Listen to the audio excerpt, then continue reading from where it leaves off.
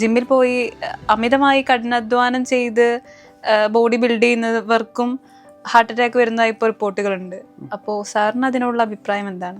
എല്ലാവർക്കും പെട്ടെന്ന് റിസൾട്ട് കിട്ടണം എന്നുള്ളൊരു ആഗ്രഹമാണല്ലോ. ജിമ്മിൽ പോയി 2 മാസം കൊണ്ട് ഇല്ലെങ്കിൽ ഭയങ്കര ഫിറ്റ് ആയിരിക്കണം, ഗുഡ് ലുക്കിംഗ് ആയിരിക്കണം, ലീൻ ആയിരിക്കണം എന്നുള്ള ഒരു ആഗ്രഹം കൊണ്ടാണ് അധികം പേരും ജിമ്മിൽ പോകുന്നുണ്ടാവുക. ജിമ്മിൽ പോകുമ്പോൾ അതിൻ്റെ വർക്കൗട്ട് കൃത്യമായിട്ട് ജിം ട്രെയിനറോ അല്ലെങ്കിൽ ഒരു മോസ്റ്റ്ലി നമ്മൾ ഫിറ്റ്നസ് ട്രെയിനർ അല്ലെങ്കിൽ ജിം ട്രെയിനറുടെ അണ്ടറിൽ അവരുടെ ഗൈഡൻസോട് കൂടി മാത്രമേ വർക്കൗട്ടും എക്സസൈസൊക്കെ ചെയ്യാൻ പാടുള്ളൂ.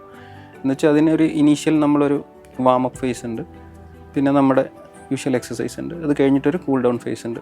അപ്പോൾ 3 ഫേസും നമ്മൾ നിർബന്ധമായിട്ടും ചെയ്യണം. അതുപോലെ തന്നെ എല്ലാവരും ചെയ്യുന്ന വേറൊരു മിസ്റ്റേക്ക് എന്ന് വെച്ചിട്ടുണ്ടെങ്കിൽ അമിതമായിട്ട് എക്സർട്ട് ചെയ്യും. നമ്മുടെയൊക്കെ എല്ലാവർക്കും ഒരു ലിമിറ്റ് ഉണ്ട്, നമ്മുടെ ബോഡിക്ക് ഒരു ലിമിറ്റ് ഉണ്ട്. ആ ലിമിറ്റിൽ നിന്നുകൊണ്ടാണ് നമ്മൾ ഇനീഷ്യലി വർക്കൗട്ട് ചെയ്യേണ്ടത്, പ്രത്യേകിച്ച് ഇനീഷ്യലി ജിമ്മിൽ പോകുന്ന സമയത്ത്.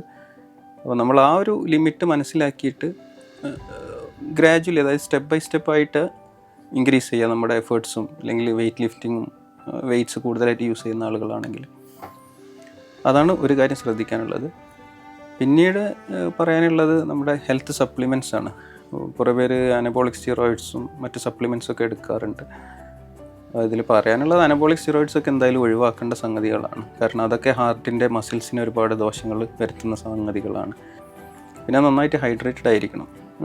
Over the day means 24 hours നമ്മൾ നന്നായിട്ട് ഹൈഡ്രേറ്റ് ആയി ഇരിക്കണം. എന്തെങ്കിലും ലക്ഷണങ്ങൾ നമ്മളെ ബോഡി പ്രകടമാക്കുകയാണെങ്കിൽ, അമിതമായിട്ടൊരു ശ്വാസതടസ്സം പോലെ അല്ലെങ്കിൽ ചെസ്റ്റിലൊരു അസ്വസ്ഥത പോലെ വരുന്നുണ്ട്, അങ്ങനെ ഒരു ശ്വാസതടസ്സമോ നെഞ്ചിലൊരു വേദനയോ കഴുത്തിലൊരു പിടുത്തം പോലെയോ അങ്ങനെയൊക്കെ നമ്മൾ എന്തെങ്കിലും എക്സസൈസ് ചെയ്യുമ്പോൾ വരുന്നുണ്ടെങ്കിൽ നമ്മുടെ ആ ഒരു സൈൻസ് നമ്മുടെ ബോഡി തരികയാണ്, വേണ്ട നിർത്താം എന്നുള്ള ഒരു സൈന് തരുമ്പോൾ നമ്മളത് ഗൗനിക്കണം. നമ്മളത് അവോയ്ഡ് ചെയ്തിട്ട് വീണ്ടും കൂടുതലേക്ക് പോയിട്ടുണ്ടെങ്കിൽ ചിലപ്പോൾ ബുദ്ധിമുട്ടുകൾ വരാൻ സാധ്യതയുണ്ട്. അപ്പോൾ ഇങ്ങനെ കുറച്ച് കാര്യങ്ങൾ ഒക്കെ ശ്രദ്ധിച്ചിട്ടുണ്ടെങ്കിൽ നല്ല രീതിയിൽ ജിമ്മിൽ പോയി നല്ല രീതിയിലുള്ള ഒരു ഹെൽത്തി ഹാബിറ്റും നല്ലൊരു ബോഡിയും മറ്റ് ഹൃദ്രോഗമായിട്ടുള്ള മറ്റ് കാര്യങ്ങളൊക്കെ നമുക്ക് അവോയ്ഡ് ചെയ്യാൻ പറ്റുന്നതായിരിക്കും.